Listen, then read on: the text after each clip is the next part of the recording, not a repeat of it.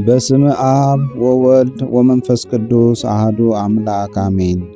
ሐምሌ 24 ቀን የሚከበሩ የቅዱሳን በዓላት። አቡነ ዘዮሐንስ ጻድቅ። ኢትዮጵያዊው ጻድቅ የተወለዱት በ13ኛው መቶ ክፍለ ዘመን መጨረሻ አካባቢ ሲሆን ሀገር ሙላዳቸው ሸዋ ወይም መርሐቤቴ ነው። ወላጆቻቸው ዘካርያስና ሶፊያ እግዚአብሔርን የሚፈሩ መብርሃንን የሚወዱና ለነዳያን የሚራሩ ነበሩ። ደጉ ዘካርያስ መስፍን ሲሆን እርሱ በሌለበት የሸዋ ገዢ ሊያገባት በመሞከሩ ቅዱስ ገብርኤል ቀስፎታል። ሕዝብ ገዥነቱን ለዘካርያስ ሰጥተውታል። ከቆይታ በኋላም ድንግል ማርያም የተባረከ ፍሬ ሰጠቻቸው። ስሙን ዮሐንስ አሉት። በሂደት ግን ዘዮሐንስ ወይም የዮሐንስ ተብሏል። ቅዱሱ ዘዮሐንስ እስከ 7 ዓመቱ ድረስ በእናቱ እቅፍ ቆይቶ ወደ ትምህርት ገብቷል። ጸጋ እግዚአብሔር ጠርቶታልና በአጭር ጊዜ ብሉይ ከሐዲስ ጠነቀቀ። አደን ይወድ ነበርና ሊያድን ሲወጣ ብርህት ደመና ድንገት ነጥቃ ከኢትዮጵያ ሸዋ ወደ ኢየሩሳሌም ጎልጎታ አደረሰችው። ደስ ብሎት ቅዱሳት መካናትን ተሳልሞ ደመና ወደ ሀገሩ መለሰችው። ከጥቂት ጊዜ በኋላም ከሰማይ ነቢዩ ኤልያስና መጥምቁ ወርደው ባረኩትና ክፍልህ ከኛ ጋር እንዲሆን መንን አሉት። ዘዮሐንስ ወላጆቹንና ቤተክርስቲያንን እያገለገለ ዲቁና ነበረውና 25 ዓመት ሞላው። ያን ጊዜ ወላጆቹ እንዳርህ ቢሉት የለም አይሆንም አላቸው። አርጅተው ነበርና ስለ እነርሱ ዕረፍት ጸለየ። ፈጣሪም ሰምቶታልና ሁለቱም በክብር ተከታትለው አረፉ። ሕዝቡ በወላጆቹ ፈንታ እንሹምህ ቢሉት እምቢ ብሎ ወርቁን፣ ብሩን፣ ርስቱን፣ ቤቱን ሁሉ ለነዳያን አካፍሎ ወደ ደብረ ሊባኖስ ገባ። ጊዜው አቡነ ተክለ ሃይማኖት ባረፉ በ50 ዓመት አካባቢ ሲሆን አባ ሕዝቅያስ አበምኔት ነበሩ።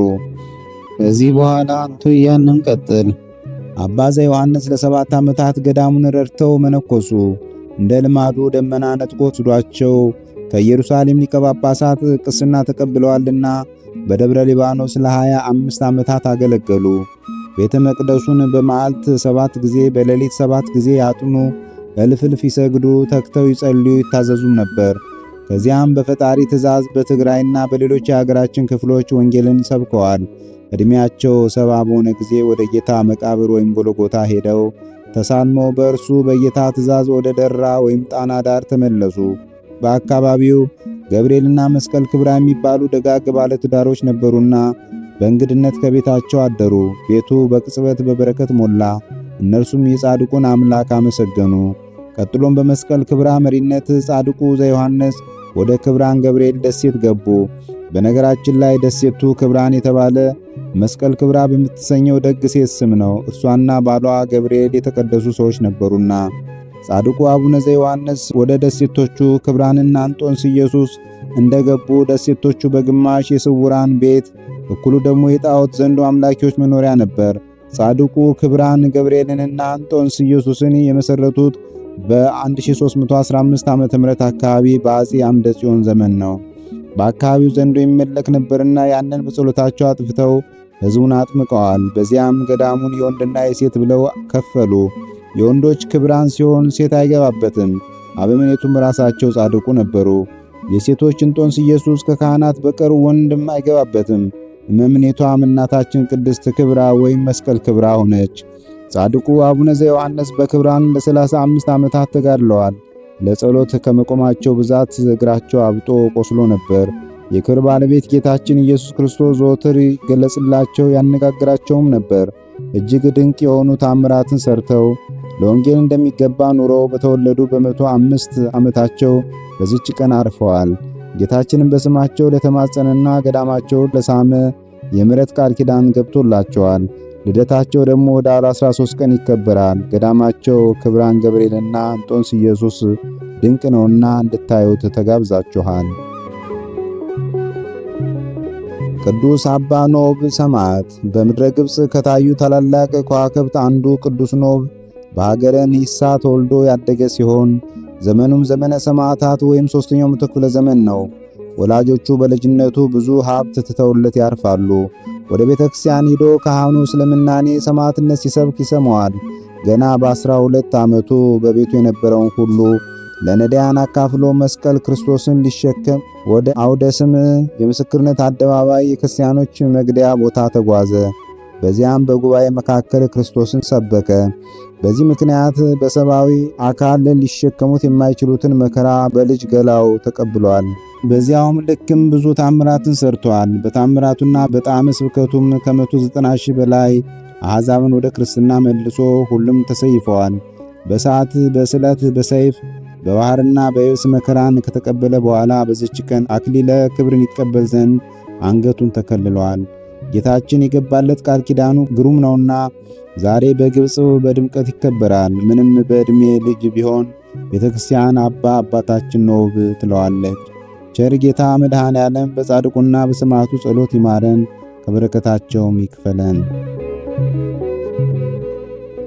ሐምሌ 24 ቀን የሚከበሩ ዓመታዊ የቅዱሳን በዓላት አቡነ ዘዮሐንስ ጻድቅ ዘክብራን ኢትዮጵያዊ፣ ቅዱስ አባ ኖብ ሰማዕት፣ 190 ሺህ ሰማዕታት የአባ ኖብ ማኅበር፣ አባ ተክለ አዶናይ ዘደብረ ሊባኖስ፣ አቡነ ተወልደ መድኅን ኢትዮጵያዊ፣ አባ ስምዖን ጻድቅ ሊቀ ጳጳሳት፣ ቅድስት ክብራ ወይም መስቀል ክብራ ዘእንጦንስ ኢየሱስ።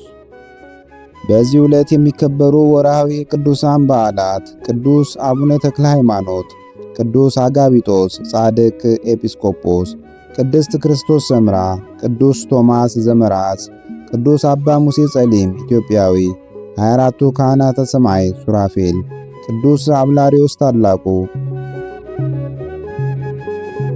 ቅዱሳኑን የሚመለከት ከመጽሐፍ ቅዱስ የተወሰደ ጥቅስ የቅዱስ ጳውሎስ መልእክት ወደ ኤፌሶን ምዕራፍ 1 ቁጥር 15።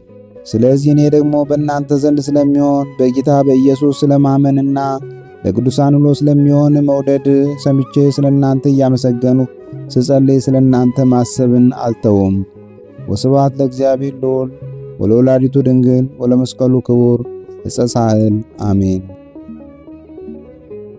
ዘአቅረብኩ አላፍ ቅዱሳንን አዘክሬ ምስጋናን አቀረብሁልህ። እኒህ ቅዱሳን ዘወትር አንተን ያገለገሉ ናቸው። በድህነቴ የማነብልን መጽሐፍ ምስጋና ተቀበል። አንተ ብዙ ባለጠጎች ካገቡት ይልቅ የድሃዋን መበለት ስጦታን ተቀብላለና። ቅዱሳን የሆናችሁ ነቢያት፣ ለማስተማር የተመረጣችሁ ሐዋርያት፣ ሰማዕታት፣ ጻድቃን፣ ትጉሃን የሆናችሁ መላእክት፣ እናንተም ደናግል ቸር የሆናችሁ መነኮሳት ይህችን ጉባኤ አንድነታችን መባረክን ባርኩ። ስትባርኩም ከሕፃናቱ ጀምራችሁ እስከ ሽማግሌው ድረስ ይሁን። በብራና በወረቀት የጻፈውን ሊያስደርስ በገንዘብ ዋጅቶ ያጻፈውን አምኖ ያነበበውን ወደ ሌላ ልሳንም የተረጎመውንም በዝነ ልቦና አምኖ የሰማውን ከጠብ ከክርክር ከመከራ ከችግር በምትሰውር በእናቱ በማርያም ጸሎት ኢየሱስ ክርስቶስ ሁላችን አንድ ላይ ይማረን፣ ቅዱስ መንፈሱንም ይላክልን ከዛሬ ጀምሮ ለዘላለሙ ዳግመኛ እስኪመጣ ድረስ አሜን።